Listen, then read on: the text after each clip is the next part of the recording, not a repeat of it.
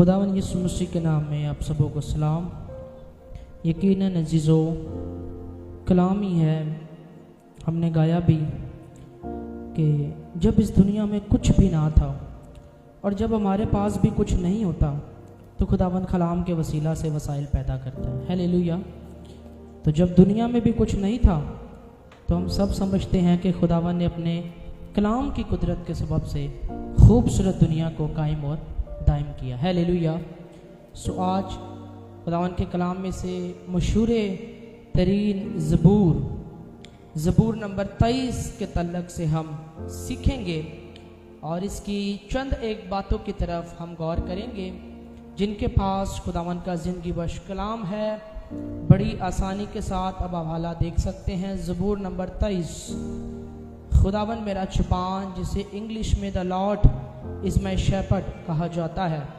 सो मैं ये नहीं कहूँगा कि आप मेरे पीछे पढ़ना, मैं ये कहूँगा आज के आप ये हवाला मेरे साथ पढ़िएगा। ज़बूर नंबर 23 पहली आयत गौर कीजिए। कलाम में लिखा है, खुदावन मेरा चौपान है, मुझे कमी ना होगी।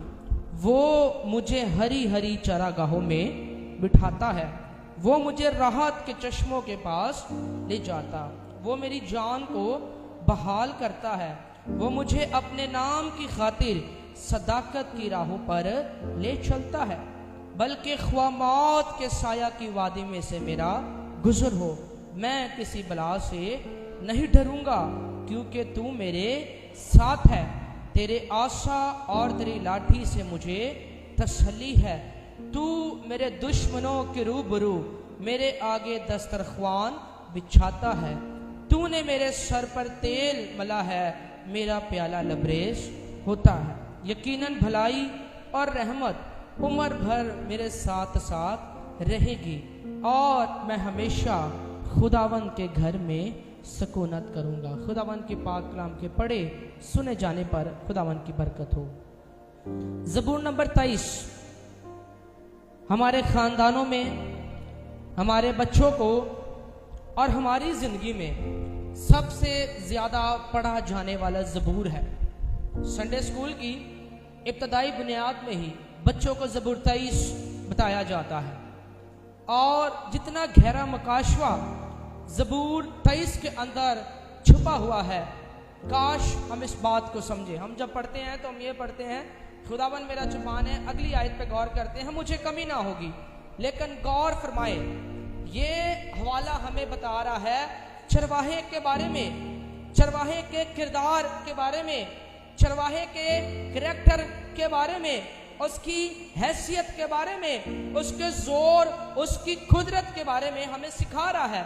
और हम सब जानते हैं कि ज़बूर 23 खुदा के बंदा दाऊद बादशाह ने लिखा और दाऊद खुद भी एक क्या था जी, चरवाहा था, भेड़ों की निगहबानी करने वाला शख्स था। और दाऊद जब साउल बादशाह के सामने गया तो उसने वहां पर जाकर उसके सामने बताया कि मैंने शेर को भी मारा है और मैंने रीछ को भी मारा है। क्यों मारा है? क्योंकि जब वो मेरी भेड़ों को मुझसे लेकर जाते तो मैं उनको फाड़ कर, मार कर, राख कर कर अपनी भेड़ों को दोबारा उनके मुंह से खींच कर ले आता। और यही आसमानी चरवाहे की बात है कि जब कोई भेड़ को अबलीस मांग लेता, अबलीस की तरफ वो भेड़ जाना शुरू होती और रात से भटक जाती, तो आगे चलकर ज़बूर में जब आप पढ़ेंगे, आगे लिखे, तेरे आसा और लाठी से मुझे तसल्ली है। तो यह आस्था इस्तेमाल किया जाता आशा के सबब से, खुदावन यानी अपने जोर के सबब से अपने लोगों को दोबारा अपने पास बुला लेता। तो यहाँ पर खुदा का बंदा दाऊद बादशाह जब साउल के पास गया, उसने जाकर इस बात को बताया और उसको चरवाहा होने का एक गहरा तजर्बा उसकी जिंदगी के अंदर जो है वह हासिल है। और ये भेड़ का और चरवाहे का ये एक रिलेशनशिप है, ये एक जो है वो रिश्ता है और ये एक खूबसूरत रिश्ता है जिसके बारे में दाऊद हमें यहाँ पर समझाना चाह रहा है। दाऊद रूल को उससे भरकर इस बात को लिख रहा कि खुदावन मेरा चुपान, मुझे कमी, बोले जी, मुझे कमी ना होगी। तो यहाँ पर दाऊद समझा रहा है कि खुदावंद ही है जो अपनी भेड़ों के लिए अपनी जान भी क्या करता है।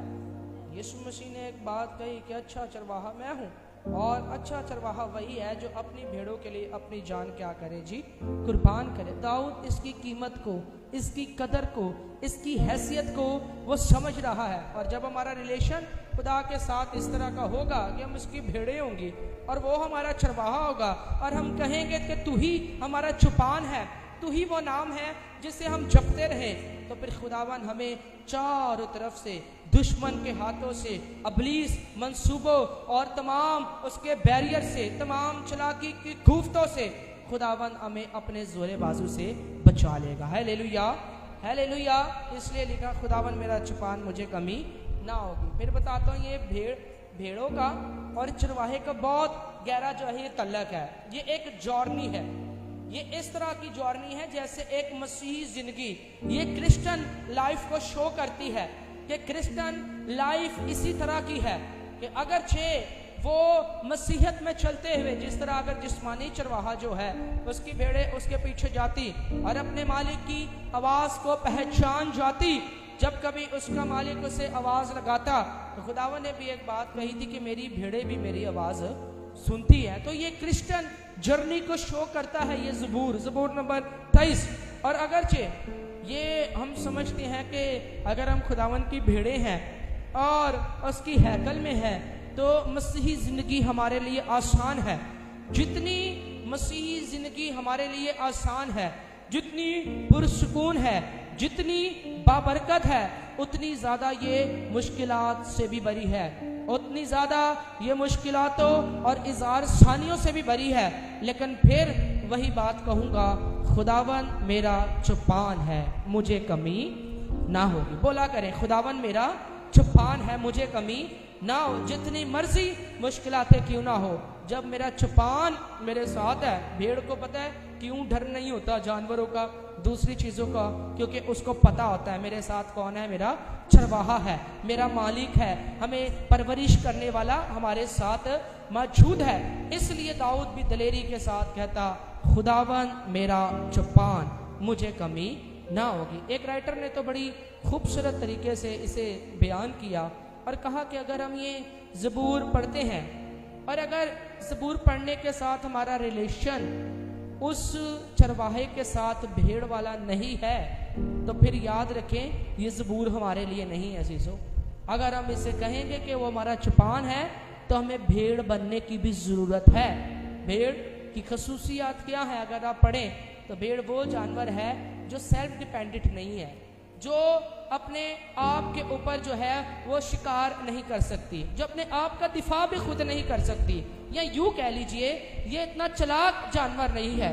अगर जो कोई भी जानवर आए और अगर जो ये भटक भी जाए कहीं पर, तो ये दोबारा लौट कर आ नहीं सकती, क्योंकि ये इस तरह की ना चालाकी वाली जो है ये जानवर है, इसके अंदर इतना दिमाग नहीं, या इतनी अक्लमंद ये जानवर नहीं है, और इसे अहमक भी कहा गया है।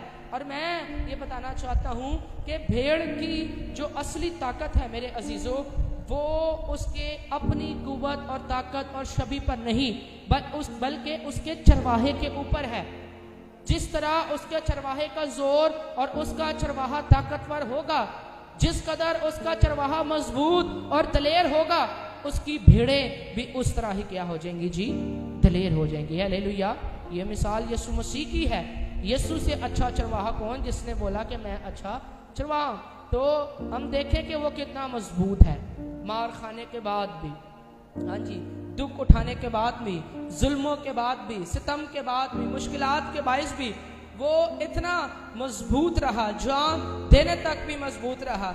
जब वो मजबूत मुश्किलातें उठाने में, इज़ार सानियाँ, हाँ, लोग गम अपने ऊपर लेने में, अपने ऊपर मार खिलवाने में और अपने मुंह पर जो है वो तबाचे मरवाने में, तो भी वो मजबूत रहा। जब वो मजबूत है तो उसकी भेड़ें भी क्या होंगी जी, बोले मजबूत होंगी। हालेलुया। इसलिए दाऊद कहता, खुदावन मेरा चौपान है, मुझे क्या नहीं होगी जी, कमी नहीं होगी। तो यहाँ पर ये जो अजीजों भेड़ है, ये इस तरह का ही जानवर है कि ये अपने चरवाहे के बिना नहीं रह सकती। मैं इसकी आपको एक छोटी सी मिसाल देना चाहता हूँ। जैसे अजीजों एक मछली पानी के बिना जिंदा नहीं रह सकती। अगर उसे पानी में से निकाले तो वो थोड़ी देर के बाद क्या हो जाएगी जी, मर जाएगी। इसी तरह एक जानवर वो खुराक के बिना भी जिंदा नहीं रह सकता, और उसी तरह एक इंसान, मैं कहूँगा फर्जंद, वो खुदा के बिना जिंदा नहीं रह सकता। हालेलुया। इसलिए हमें चरवाहे की बहुत ज़्यादा क्या है जी, ज़रूरत है। और मैं हैरान इस बात से हूँ कि लोग, आप अपनी ज़िंदगी को जीना चाहते हैं, आप अपनी ज़िंदगी के फैसले करना चाहते हैं, आप अपनी ज़िंदगी में अपनी अकल से बढ़ना चाहते हैं, जबकि यीशु ने साफ अल्फाजों में फरमाया, तुम मुझसे जुदा होकर कुछ भी नहीं कर सकते। यानी चरवाहे से जुदा होकर भेड़ कुछ भी कर नहीं सकती, पानी से जुदा होकर मछली कुछ भी कर नहीं सकती, और फर्जंद खालिक से जुदा होकर कुछ भी कर नहीं सकता है। हालेलुया। जिस तरह ये भेड़ की नेचर के अंदर है कि अगर ये भटक जाए तो दोबारा नहीं आती। कुछ जानवर हैं जो दोबारा आ जाते हैं, जैसे डॉग, कैट, उनके अंदर ये खूबियां हैं कि वो दोबारा जो है वो आ जाते हैं अपने रास्ते पर। लेकिन भेड़ ऐसी चीज़ है जिसे दोबारा लाने के लिए चरवाहे की ज़रूरत पड़ती है, और इसीलिए यसाया 53 बाब में इस बात को लिखा गया कि हम सब भेड़ों की मानित क्या हो गए जी, भटक गए, क्योंकि वो गुनाह जो आदम ने किया। और अगर हम बागे अदन की तरफ गौर करें तो वहाँ पर हमें देखने को मिलता है उस गुनाह के सबब से जो हवा और आदम के सबब से हुआ, तमाम बनीनो इंसान बल्कि नस्ल दर नस्ल भटकना क्या हो गई जी, शुरू हो गई, और तब तक ही भटकती रही, खुदावन से दूर रही। अगर आप गौर करें, बनी इस्राएल लोग बार बार खुदावन से बार बार हर एक बात पर दूर हो जाते, बुत प्रस्ती करते, तमाम चीज़ें करते, और इसी सबब से मेरे जीजो भटकते रहे, और हम सब भटक गए और परगंदा हो गए। लेकिन शुक्र हो, आखिर में एक चरवाहा आया, और वो यीशु मसीह नासरी, जिसने अपना ही खून बहाकर अपनी भेड़ों को खरीद लिया। हालेलुया। जोर से बोले हालेलुया, हालेलुया। तो याद रहे, यीशु मसीह ने कहा, मेरी भेड़ें मेरी आवाज़ सुनती है। जब हालेलुया कहा जाए तो हालेलुया भी आपने कहना है, ताकि आप खुदावन की आवाज़ को सुन रहे हैं। आमीन। सो अजीजो, ये ज़बूर, खुदावन मेरा छुपान मुझे कमी ना होगी। अगली आयत में लिखा है, वो मुझे हरी हरी चरागाहों में बिठाता। ये जो लफ्ज़ है हरी हरी चरागाहों में, इसका मतलब है फ्रेशनेस, इसका मतलब है खूबसूरती, इसका मतलब है ताज़गी। और हमने खुदावन के कलाम में से भी इस बात को पढ़ा है कि अगर हम कलाम पर अमल करेंगे, कलाम पर ध्यान रखेंगे, खुदावन पर ईमान लाएंगे, तो हमारे लिए ताज़गी के दिन क्या होंगे जी, आ जाएंगे।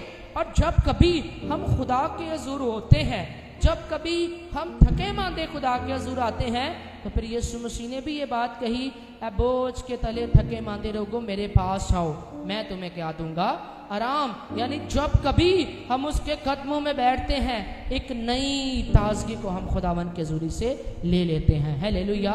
मेरा ये ईमान है, हर संडे जब हम खुदा के कलाम को सुनते, या जहाँ कहीं से भी कलाम हमारे अंदर जाता, तो हमेशा कलाम नई ताजगी, नई रौनक, नई बरकत, नया जोर, नई कुव्वत, नई हिकमत, नई ताकत के साथ हमारी जिंदगियों में काम करता है। Hallelujah, hallelujah. तो यहाँ पर यही लिखा है कि वो मुझे हरी हरी चरागाहों में, बोले जी, वो मुझे हरी हरी चरागाहों में बिठाता है। आगे लिखा है, वो मुझे राहत के चश्मों के पास ले जाता है। ये जब वो लेकर जाता हमें राहत के चश्मों के पास, तो फिर यहाँ पर वही बात आती, मेरी भेड़ें मेरी आवाज़ क्या करती है, सुनती। यानी मालिक जब बुलाता चश्मों के पास जाने के लिए, और ये चश्मे दरअसल जिंदगी के पानी की नदियों को जाहिर करते हैं। ये चश्मे दरअसल एक तरह से रुलकुश के फ्लो को भी जाहिर करते हैं। ये चश्मे एक तरह से जो है वो पाकरू के दरिया को भी जाहिर करते हैं कि खुदावन जब बुलाता पाकरू के दरिया में आने के लिए, रुलकुश से भरने के लिए, खुदा की हजूरी में बैठने के लिए, तो लोग अपने चरवाहे की आवाज़ को सुनते ही नहीं है। खादिम जब जाकर कहते किसी को कि चर्च आए, तो वो कहते हैं हाँ जी हम आ रहे हैं, मगर चर्च वो आते नहीं। लेकिन यहाँ पर गौर करें, वो मुझे राहत के चश्मों के पास ले जाता है। अगर वो कहता तो उसकी भेड़ें उसकी आवाज़ सुनकर उसके पीछे जाती हैं। और जो राहत के चश्मे हैं मेरे जीजो, ये भी फ्रेशनेस को जाहिर करते हैं। और एक तरफ से ये जो है वो रूहुल कुस को भी जो है वो जाहिर करते हैं। और ये जो भेड़े हैं, एक मत्ती की अंजील के अंदर ही गालबन यीशु मसीह ने ही इस बात को फरमाया और कहा कि मैं आखिरी दिन उनसे यूँ कहूँगा कि जब लोग कहेंगे कि हमने तेरे नाम से मुआवजे किए, हमने तेरे नाम से मुर्दों को भी क्या किया, जिंदा किया, हमने तेरे नाम से बड़े बड़े काम किए, तो यीशु मसीह उनसे कहेगा मेरी तुमसे कभी भी वाकफियत ना थी। अब देखें यहाँ पर रिलेशनशिप बहुत ज़रूरी है कि खुदावन यीशु वहाँ पर साफ इनकार करेगा और कहेगा मेरी तुमसे वाकफियत ही नहीं थी, मैं तुम्हें जानता ही नहीं। लेकिन आज हमें ये पहचान को समझने की ज़रूरत है, उसकी भेड़ बनने की ज़रूरत है, ताकि हमारे अंदर और हमारा तल्लक भी एक चरवाहे और एक भेड़ का खुदावन के साथ बनना ज़रूर है। अच्छा, भीड़ में और भेड़ में भी फ़र्क है अजीज़ों। भीड़ को खुदावन पसंद नहीं करता, खुदावन के पीछे बहुत भीड़ आती। लूका की अंजील में लिखा है यीशु की मिनिस्ट्री इतनी बढ़ने लग गई, वो कश्ती पर कलाम सुनाता, लोग चारों तरफ कलाम सुनने के लिए आ जाते। वो पहाड़ पर चलता, लोग चारों तरफ पहाड़ पर जमा हो जाते कलाम सुनने के लिए। वो कहीं भी खड़ा होता, लोग कलाम सुनने के लिए इसके पास आ जाते।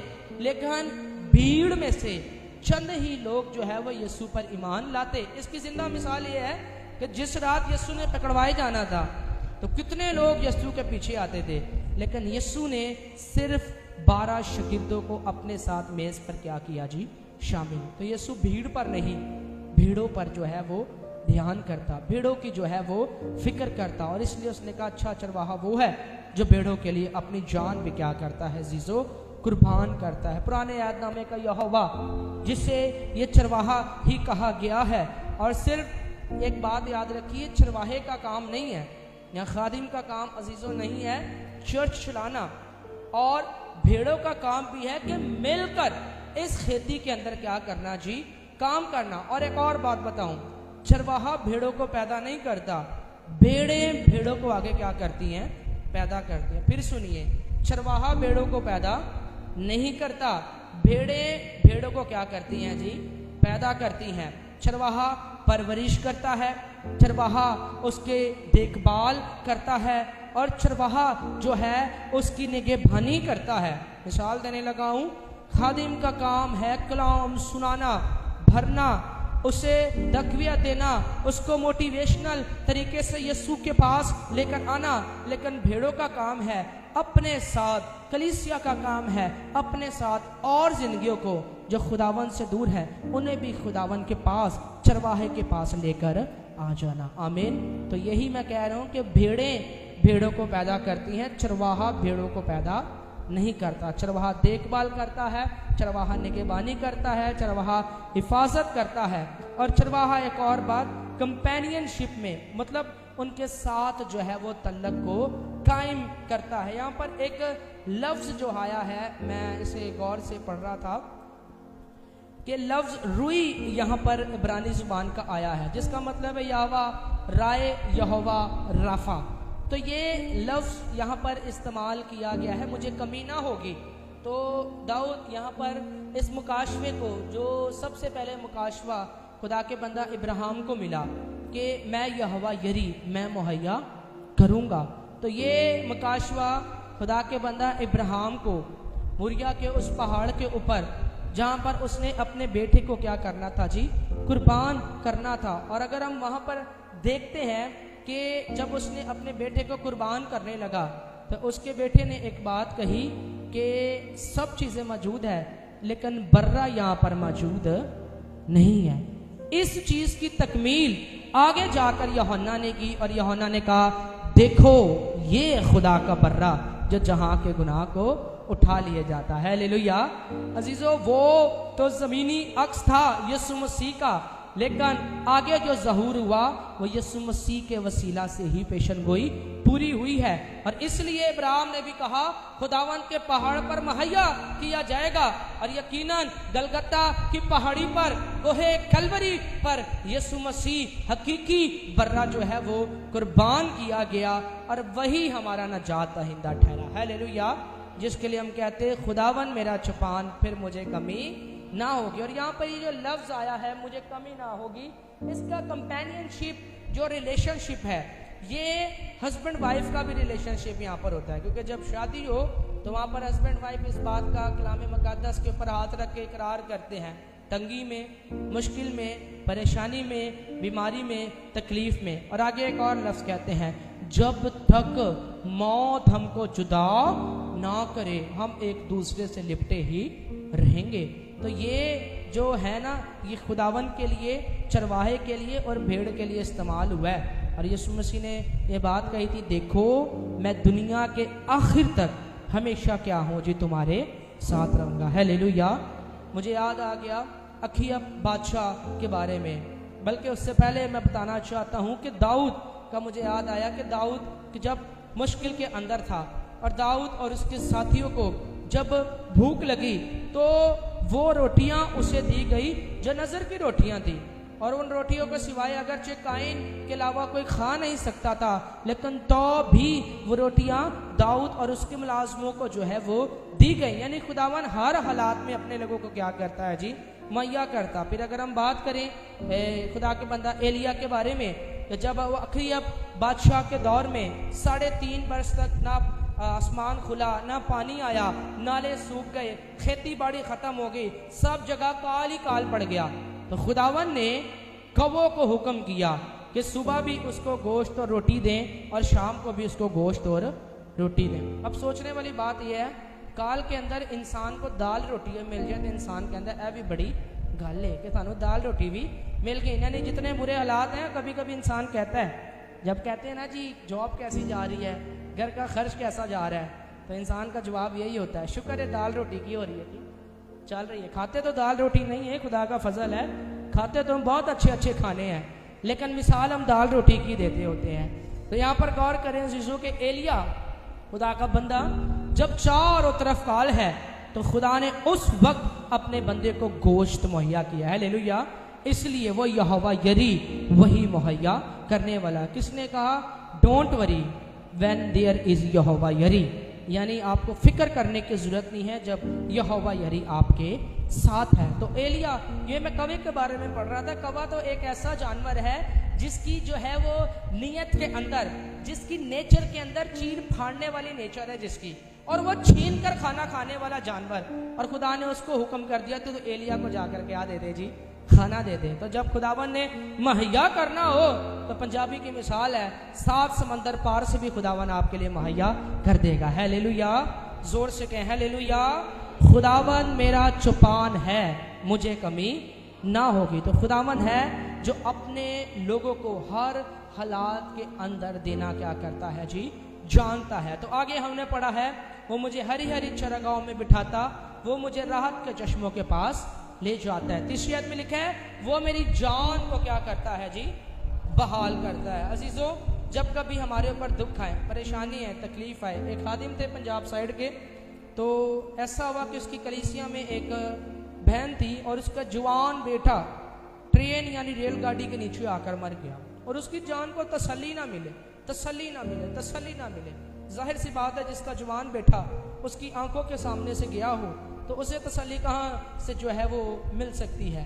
तो जब उसे तसल्ली ना मिले, एक खादम उसके पास आया, उसने आकर कहा कि पंजाबी में, भैन जी जिन्ना वड्डा तुहाडा फाटे इनू सिर्फ खुदा ही पूरा कर सकता है। यानी उर्दू में कहना चाहूँगा कि जितना बड़ा आपका जख्म है ना, इसको कोई इंसान, दुनिया की दवाई, कोई ट्रीटमेंट नहीं भर सकता, बल्कि खुदा ही है जो इसको भरने की कुव्वत रखता है। और ऐसा हुआ, खादिम ने कलाम सुनाया, दुआ की, जब वो चले गया तो फिर उनके बारे में हमें पता लगा कि आहिस्ता आहिस्ता कलाम के ज़रिया से उन्हें तसल्ली मिलने लगी और उनकी जान बहाल होने लग गई। हालेलुया। और उन्हें तसल्ली मिली और वो खुदावन के ज़रिए में जाकर बैठने लग गए। तो यहाँ पर मेरे अज़ीज़ों, हमें ये देखने को मिलता है कि वही है जो हमारी जान को भी क्या करता है जी, बहाल करता। आगे क्या लिखा है, वो मुझे अपने नाम की खातिर सदाकत की राहों पर क्या करता है जी, ले चलता है। सदाकत की राहें, सच्ची राहें। और यीशु मसीह ने ये बात कही थी कि राह, हक और जिंदगी मैं हूं, तो हमने उसके पीछे चलना है, उन सच्ची राहों पर चलना है। अच्छा, ये राहें मैं आपको पहले बताने लगा हूं। यीशु मसीह ने एक जगह पर जब भीड़ बहुत ज्यादा पीछे आने लग गई और खुश होने लग गई कि रोटियां भी मिल रही हैं, बरकत भी मिल रही है, नाम भी मिल रहा है, उस्ताद के साथ रहेंगे तो ऐशो इशरत भी मिलेगी। तो यीशु ने उन्हें बोल दिया, यीशु ने शागिर्दों को भी कहा, हवा के परिंदों के घोंसले होते हैं और लोमड़ियों के भट, लेकिन इब्ने आदम के लिए सर धरने की भी जगह नहीं। यीशु मसीह के अगर पीछे चलना है तो फिर सोच लीजिए, यीशु ने एक को कहा, मुर्दों को अपने मुर्दे दफन करने दे, तू मेरे पीछे क्या कर ले जी, बोले। तो यहाँ पर याद रखे, अगर यीशु के पीछे चलना है तो लूत की बीवी की तरह दोबारा मुड़कर पीछे नहीं देखना, बल्कि सीधा जिस तरह रसूल कहता है कि निशान की तरफ दौड़ता चला जाना है, इस तरह हमने यीशु मसीह के पीछे चलना है। जब हम चलेंगे, अगरचे ये रास्ता कठिन होगा, अगरचे ये रास्ता मुश्किल होगा, अगरचे दरवाजा तंग होगा, लेकिन लिखा है जान देने तक वफादार है तो मैं तुझे जिंदगी का ताज बचूंगा। खुदा का बंदा स्टीफनस मार खा खा कर, पत्थरों से संसार हो होकर, और उसे शहर के बाहर लेकर जाया गया, और जब उसे मारा जा रहा था, पत्थरों से खत्म किया जा रहा था, तो उसने आसमान को खुला देखा और यीशु को खड़ा देखा, और उसने कहा, ए खुदावन मेरी रूह को क्या कर जी कबूल कर। मैं बाज़ औक़ात ये बात कहता, दुआ करा करें, हमें कभी खुदावन बुलावा दे तो खुदा के हुजूर ही हम झुके होने चाहिए हैं। हालेलुया। अगर कभी हमारा बुलावा, हमारी वो वक्त जो इस दुनिया के अंदर मुकर्रर है, अगर कभी वो ख़त्म हो तो वो खुदावन की हजूरी और उसकी बारगाहों में और उसकी आगोश के अंदर ही ख़त्म होना चाहिए है। हालेलुया। तो यहाँ पर हमने पढ़ा, वो मुझे अपने नाम की खातिर कौन सी राहों पर जी, जोर से बोले, कलाम मुक़द्दस आपके पास है, कौन सी राहों पर, सदाकत की राहों पर ले चलता है। आगे लिखे है, बल्कि ख्वा मौत के साया की वादी में से मेरा गुजरो, मैं हरगिज़ ना डरूंगा क्योंकि तू मेरे साथ है। अच्छा, ये साथ रहने वाली बात, इसकी साथ रहने वाली बात जो है वो हमें नए अहदनामा में देखने को मिलती है, और पुराने अहदनामा ये साया के सहीफों के अंदर भी मिलती है। लिखे वो इमैनुअल होगा, जिसका तर्जुमा है खुदा हमारे साथ है। खुदा आदम के साथ शुरू से नबियों, पैगंबरों, रसूलों के साथ भी ठहरता रहा, कलाम करता रहा, पेशन गोया करता रहा। और यहाँ पर दाऊद को भी ये मुकाशवा मिला कि जो मुझे जाति जूलियत से बचा सकता, जो मुझे रीछ के मुंह से निकाल सकता, जो मुझे शेर के मुंह से निकाल सकता, वो जो मुझे तमाम दुनिया की जंगों में फतह बख्श सकता है। Hallelujah, hallelujah. अगर आप गौर करें सदरक, मिसक और अब्दुल्ला जू की तरह, तो वो भी एक मौत के साया की वादी में से ही गुजरे थे, आग के अंदर उन्हें डाल दिया गया। तो बादशाह कहता है, शॉर्ट करना चाहूँगा, ये बहुत लंबा सरमन है लेकिन मैं इसे शॉर्ट कर कर आपको सुना रहा हूँ। तो वहाँ पर बादशाह ने कहा, 3 शख्स तो समझ आ रहे हैं, सदरक, मिसक और अब्दुल्ला जू है, चौथे की शक्ल आला ज़ात सी है, अलग सी है, खूबसूरत सी है, यानी उनके कहने का मतलब जलाली सी उसकी शक्ल दिखती है। चौथा शख्स कौन है? तो चौथा शख्स वो था जिसके बारे में दाऊद कह रहा है, मैं हरगिज़ ना डरूंगा क्योंकि तू मेरे क्या है जी, बोले तू मेरे क्या है जी, साथ है। हालेलुया। तो यहाँ पर इसका बहुत बड़ा हमें मुकाशवा देखने को मिलता है कि नबी पैगंबरों, अगर हम दानियल की तरफ गौर करें तो वह भी शेरों की मान में था, वो क्यों ना डरा। सूप उसने बादशाह को बोला, बादशाह ने कहा, दानियल क्या तेरा खुदा तुझे बचाने पर कादिर है? तो उसने कहा, ए बादशाह सलामत रह, मेरे खुदावन ने अपने फरिश्तों को भेज दिया ताकि वो शेरों के मुंह को क्या कर दे जी, बंद कर दे। और यही मुकाशवा वहां पर हुआ कि खुदावन मेरे क्या है जी, साथ है। इसलिए पौलुस कहता, जब खुदा मेरे साथ है तो कौन मेरा मुखालिफ है। हालेलुया। इस पर बहुत पैगाम हम दे सकते हैं कि मौत के साया की वादियाँ, मुश्किलातें, परेशानियाँ और वो वादियाँ जिनको पार करना, अबूर करना मुश्किल है, जब खुदा आपके साथ है आप उन्हें भी पार कर सकते हैं। जब बनी इस्राएल कौम के सामने समंदर आ गया तो ये मौत नहीं थी और क्या था अजीजों, पीछे जाते तो फिरौन की फौजें थी, आगे जाते तो समंदर में डूब कर वो क्या होते जी, मर जाते। लेकिन मौत के साया की वादी को खुदावन ने जिंदगी के साया की वादी बना डाला। हालेलुया। तो खुदावंद ही है, जब वो हमारे साथ है तो कौन हमारा मुखालिफ है। आमीन। तो बल्कि ख्वा मौत के साया की वादी में से मेरा गुजर हो। आगे क्या लिखा है, मैं किसी बला से नहीं डरूंगा। बलाएं आजकल बड़ी सताती हैं जी, आजकल खानदानों में तो ये कम हो गया है, खुदावन का शुक्र है, लेकिन ये बुलाव वाला सिस्टम अभी भी बहुत ज़्यादा है जीजो। इस पे ज़रा गौर करें और ये ज़बूर 23 बार बार पढ़ें ताकि आपको तसल्ली मिलना शुरू हो। अक्सर औक़ात माँ बाप इस बात को कहते हैं हमारे बच्चों के लिए दुआएं करें, बलाएं सी इन्हें सताती हैं। तो आप अपने घर में खुद कलाम पढ़ना शुरू करें, जो खुदा मेरा है वही खुदा तुम्हारा भी है। हालेलुया। एलिया के बारे में लिखे, एलिया हमारा हम तबीयत इंसान था, वो कोई अलग से नहीं था, यहाँ उसके ज़्यादा कोई हाथ या पाँव नहीं थे, लेकिन एलिया हमारा हम तबीयत इंसान था। उसने बड़ी ज़ोर से दुआ की और आसमान क्या हो गया जी, खुल गया। और मत्ती के अंजील में यही लिखा है, जो कुछ तुम ज़मीन पर बांधोगे मैं आसमान पर। अच्छा, वहाँ पर यह भी नहीं कहा गया कि अगर चर्च हो, बहुत सारे लोग हों, तो लिखा है जब 2 या 3 मेरे नाम से जमा हो। हालेलुया। तो यहाँ पर गौर करें कि हमें इन मौत के सायों की वादियों में से जो बलाएं हमारे सामने है, खुदावंद यीशु के नाम से सारी बलाएं दूर हो सकती हैं। हालेलुया। इसलिए याकूब के बारे में ये बात लिखी है ना कि उसके ऊपर कोई भी अफसान नहीं चलेगा। ज़बूरी कान में भी लिखा है ना कि तेरे दाएं हाथ 1000, तेरे बाएं हाथ 10,000 गिर जाएंगे, लेकिन तुझ पर कोई भी आफत नहीं आई। कोरोना में यहाँ पर 1000 भी गिरे थे, बाएं हाथ पर 10,000 भी हमारे गिरे थे, और हमारी आंखों देखी बात है। लेकिन जो यीशु के खून से महफूज थे, जिनके साथ साथ खुदा था, वो इन हालातों में कभी भी नहीं गिरे। Hallelujah, hallelujah. सो जिस तरह का भी मामला तो खुदावन हमारे साथ है। आगे लिखा, तेरे आसा और तेरी लाठी से मुझे तसल्ली। ये आसा और लाठी दोनों अलग अलग चीज़ें हैं।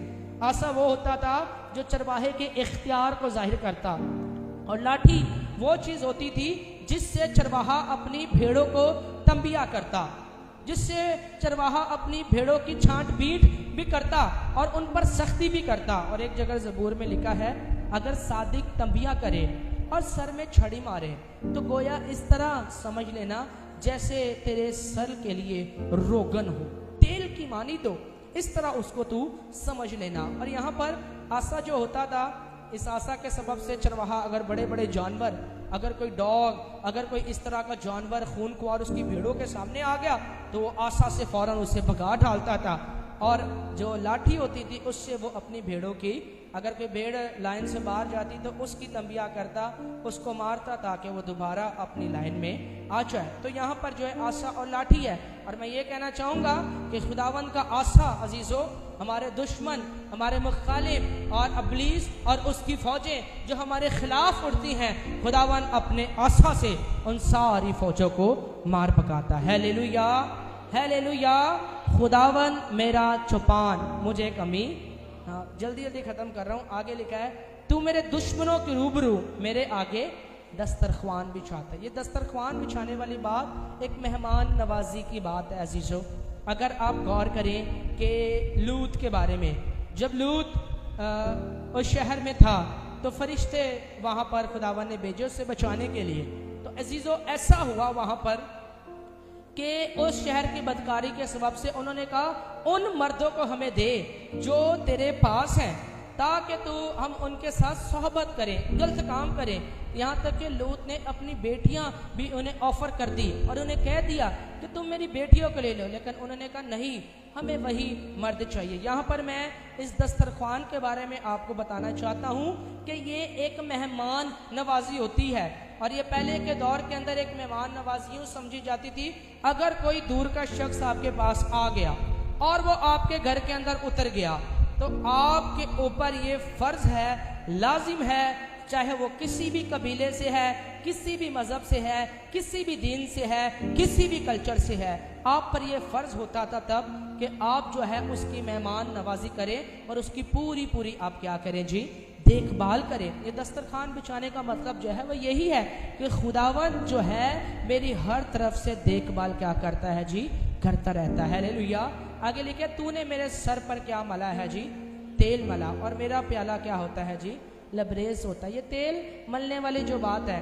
एक हिस्ट्री तो इसको यूं बयान करती है कि जब भेड़ें जंगल की तरफ जाती हैं तो कुछ ऐसी मक्खियाँ जो हैं वो ख़तरनाक उनके कानों में चले जाती हैं, या कुछ ऐसे कीड़े चले जाते हैं जिसके सबब से जो है वो अंडे दे देते हैं और इनको जो है वो बहुत तकलीफ़ होती है और ये बीमारी के सबब से मर जाती हैं। तो एक तो तमसील ये कही जाती है कि सर पर तेल मलने वाली, तो चरवाहा क्या करता था, एक कोई अच्छी किस्म का तेल लेकर भेड़ों के सरों के ऊपर जो है वो मल दिया करता था, ताकि उसकी खुशबू के सबब से कोई भी कीड़ा या ऐसी चीज़ जो है वो इनके करीब ना आ सके। एक तमसील तो ये इसकी थियोलॉजियन बयान करते हैं, लेकिन एक और है जो मैं समझता हूँ कि बहुत जो है वो कलाम के करीब है, और वो ये है मेरे अजीज़ों, ये तेल मलने वाली बात ये है कि जब कभी किसी काहिन को मखसूस किया गया, जब कभी किसी बादशाह को मखसूस किया गया, तो यहाँ पर तेल का इस्तेमाल बहुत ज़्यादा अहम है। क्योंकि अगर आप देखें कि पहले जो मसा किया जाता था वो किससे किया जाता था जी? तेल के सबब से। जैतून का तेल हमें बाइबल मुकद्दस में 12 देखने को मिलता है, तो तेल के सबब से जो है वो मसा किया जाता था। इसलिए यहाँ पर कह रहा है तूने मेरे सर पर तेल मला और मेरा प्याला क्या होता है?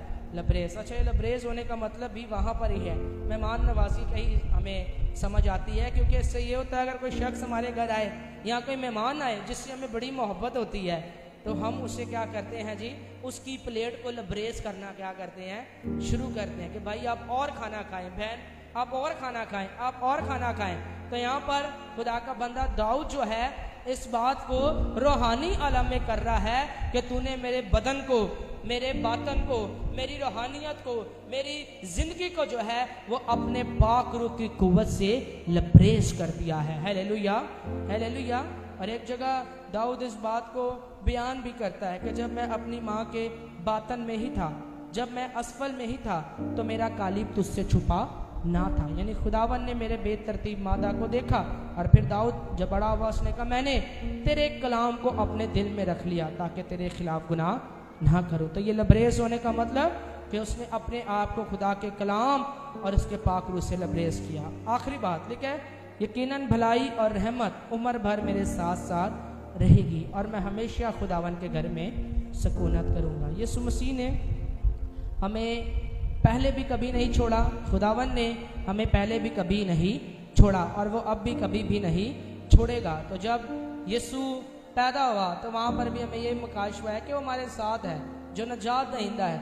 और जब वो जाने लगा, आसमान पर उठाया जाने लगा, तो वहाँ पर भी कहा गया कि देखो मैं दुनिया के आखिर तक हमेशा तुम्हारे क्या हूँ जी? साथ रहूँगा। हालेलुया। खुदावन मेरा चुपान है, मुझे कमी ना होगी। खुदावन इस कलाम के वसीला से आप सबको बरकत दे।